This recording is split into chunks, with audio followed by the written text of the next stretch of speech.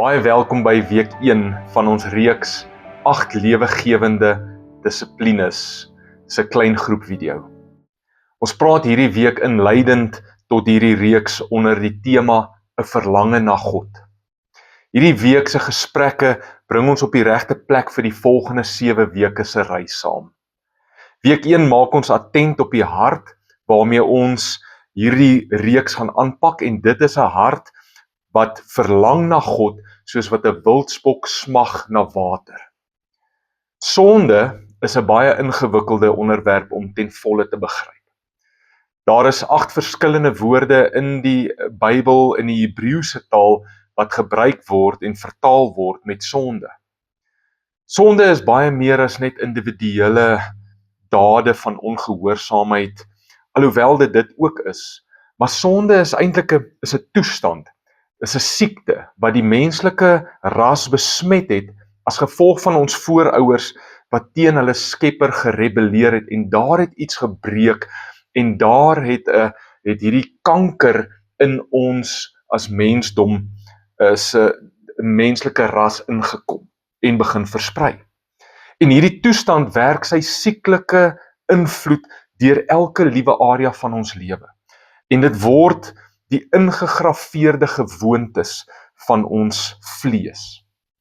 Daar is geen slawerny so erg soos die slawerny van gevestigde gewoontes van sonde nie. Ons lees in Jesaja 57 vers 20 die volgende: Maar die goddelose is soos die onstuimige see. Dit kom nooit tot rus nie. Die golwe hou aan om slijk en modder uit te stoot. Daar's geen vrede vir die bose mense nie, sê God.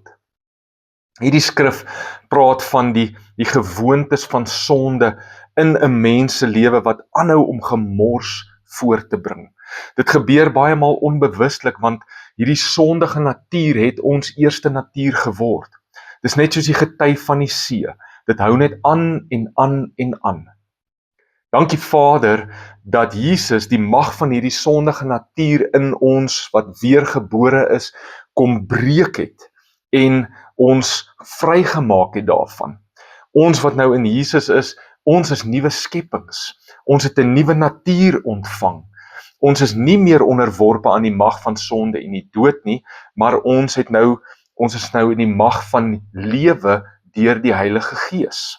Ons eerste natuur om te sondig is vervang met 'n nuwe eerste natuur, naamlik 'n natuur van geregtigheid.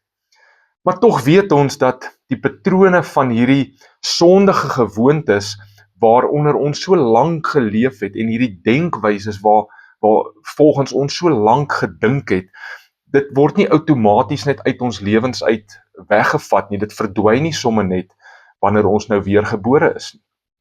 Iemand kan 'n leeftyd lank weergebore wees en nog steeds sit met sondige gewoontes wat gemors opstoot in jou lewe en wat skade aanrig in jou en ook in jou verhoudings.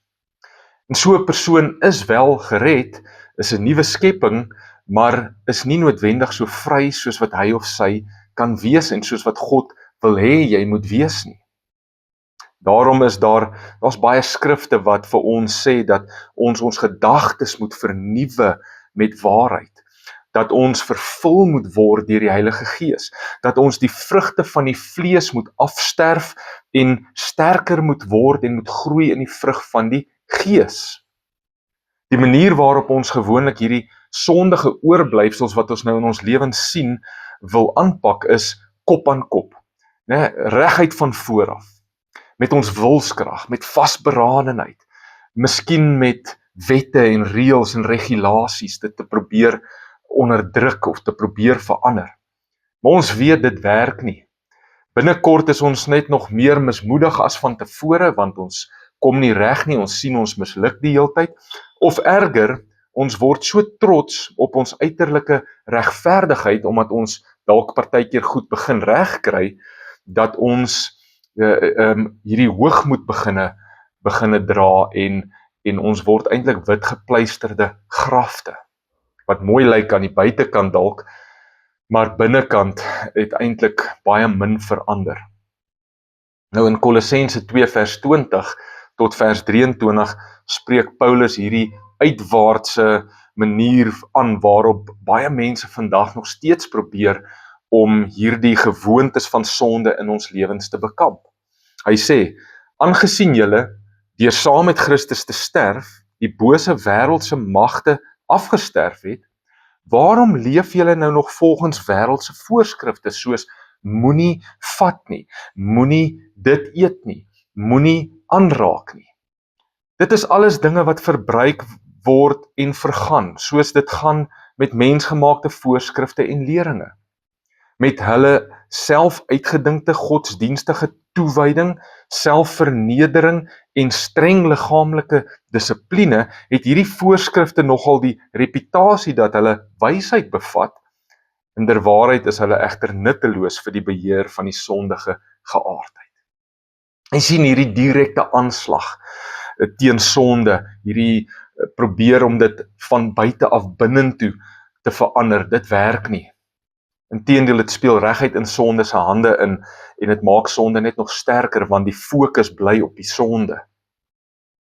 In Matteus 12 vers 34 tot 36 sê Jesus dat uit die oorvloed van die hart, dit waarvan die hart vol is, daaruit loop die mond van oor en daarvoor sal ons aanspreeklik gehou word.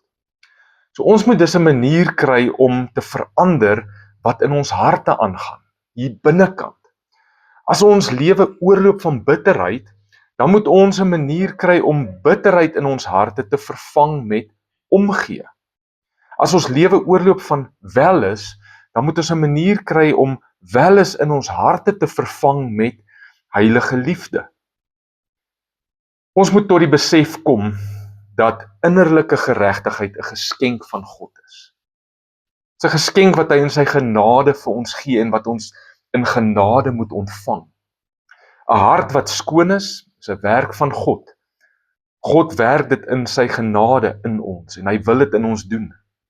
Die innerlike verandering wat in ons moet plaasvind is 'n werk wat net God kan doen. Jy kan dit nie verdien nie, jy kan dit nie self doen nie. So Paulus sê 35 keer in die boek van Romeine alleen dat hierdie geregtigheid 'n geskenk van God is. Geskenk wat ons moet ontvang. En die oomblik wanneer ons dit snap, is dit asof 'n berg van ons skouers aflig en ons lewe vol lig stroom, want ons besef, dis nie iets wat ek self doen nie, dis iets wat ek ontvang en dis iets wat ek toelaat dat God in my doen. Maar dan kan ons in die teenoorgestelde slaggat trap, naamlik dat ons dan begin glo en begin dink dat ons niks hoef te doen nie. Dat ons niks kan doen om hierdie lewe van geregtigheid te leef nie. Ja, menslike pogings tot geregtigheid is niks werd. Hierdie kop aan kop, buite na binne aanslag is nie suksesvol nie. Geregtigheid is 'n geskenk van God, maar daar is wel iets wat ons kan doen en moet doen. God het vir ons die geestelike dissiplines gegee as 'n middel waardeur ons onsself voor God bring en deur hom getransformeer word. Die geestelike dissiplines wat ons beoefen en wat ons gaan bespreek in hierdie reeks, word kanale waardeur God se genade geskenk van geregtigheid in ons lewens instroom en dan ons harte verander, van binne af buitentoe. Die geestelike dissiplines is die manier waarop ons goeie saad op goeie grond saai, sodat daar goeie vrug voortgebring kan word. Op hulle eie kan die geestelike dissiplines niks doen nie. Daar's nie, hierdie geestelike dissiplines word nie wette nie, daar's niks krag in die geestelike dissiplines as sulks om my te verander nie, en as ons vertroue in die geestelike dissiplines alleen sit, dan verval ons maar net weer terug na wette toe. Hulle kan ons bring op 'n plek waar God ons kan transformeer, en dit is die doel van hierdie geestelike dissiplines. Verhouding met God bly altyd die sleutel. Ons kan dus praat, wanneer ons praat van hierdie geestelike dissiplines en hierdie lewe van disippelskap, van 'n pad van gedissiplineerde genade. Dit is genade, want dit is gratis. Maar dit is dissipline, want daar's iets wat ek doen. Wanneer ons in verhouding met God staan en hierdie geestelike dissipline sien as deel van daardie verhouding, dan is dit wat ons doen nie vir ons iets waarin ons gaan roem nie. Ons roem nie in hierdie geestelike dissiplines nie. Ons vertrou nie daarin nie. Ons dink ook nie ons verdien nou iets van God omdat ons hierdie geestelike dissiplines beoefen nie. Ons weet alles wat God in ons werk is gratis en dit is wat hy doen en wat hy wil doen. En dan sien ons die verandering wat in ons plaasvind. Dit wat ons graag wil sien. Ons sien ons gewoontes begin verander. Daai sondige gewoontes wat nog daai hou vas op ons gehad het, begin afval en in die plek daarvan groei wonderlike nuwe gewoontes van geregtigheid. Van binne af buitentoe. Net soos wat die natuurlike gewoontes en ritmes van ons lewens eens gemors geproduseer het, produseer dit nou geregtigheid en vrede en vreugde in die Heilige Gees. Ek sien baie uit om die volgende 7 weke saam met jou te reis deur hierdie geestelike dissiplines wat ons saam gaan behandel. Maar vir vandag wil ek jou los met 'n paar vrae wat jy vir jouself of in die groep kan bespreek. En ek vra jou om 'n bietjie eerlik te wees en om miskien bietjie kwesbaar te wees, maar net om hierdie gesprek aan die gang te kry. So die eerste vraag is, met watter sondige gewoontes sukkel jy nog steeds in jou lewe? Wat is daai een ding wat jy probeer kop aan kop verander, wat jy probeer aanpak, wat jy dalk al op baie maniere probeer verander het? Daai sondige gewoonte of 'n vrug of 'n denkwyse of 'n patroon wat jy probeer verander. Miskien kan jy dit noem in die groep. Miskien as jy gemaklik voel daarmee, kan jy dit net bely voor die groep. Jy hoef dit nie te verduidelik nie, maar kom ons noem dit vir mekaar. En dan tweedens wil ek hê jy moet dink aan en julle kan dit bespreek. Wat is die teenoorgestelde gewoonte of vrug of denkwyse wat hierdie sondige gewoonte of denkwyse of vrug dan nou sal vervang? Wat jy begeer, wat moet daai vervang? Byvoorbeeld losbandigheid wat vervang moet word deur selfbeheersing, of woede wat vervang moet word deur geduld. Wanneer ons hieroor bietjie kan praat, dan kan ons nou sê, waarvan my hart vol is, gaan my lewe oorloop. En gaan dan nou in 'n tyd van gebed in, as groep saam of jy as individu, en spandeer net 'n paar oomblikke in gebed. Julle kan saam hardop bid as groep, of julle kan toelaat dat elkeen net daarso op sy eie met die Here praat, maar net bely net weer dat jy jou hart oorgee aan God, in sy hande, en verklaar dat jy nie self kan verander nie. Bely dit.